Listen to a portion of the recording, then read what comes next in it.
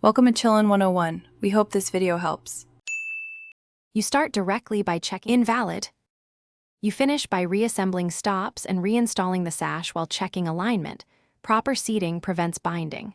Then apply silicone spray to the clean track and moving parts, wiping off excess so you don't attract dirt.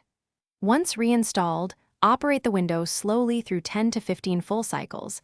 This seats the lubricant and exposes low spots. If you still feel resistance, loosen screws slightly and shim the sash until movement is smooth. If all else fails, inspect for warped frames or damaged rollers as your troubleshooting tip.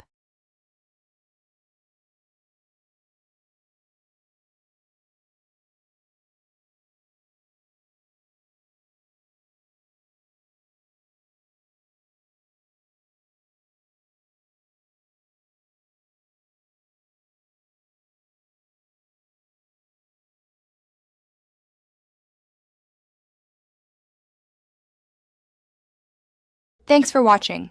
Consider subscribing if we helped you.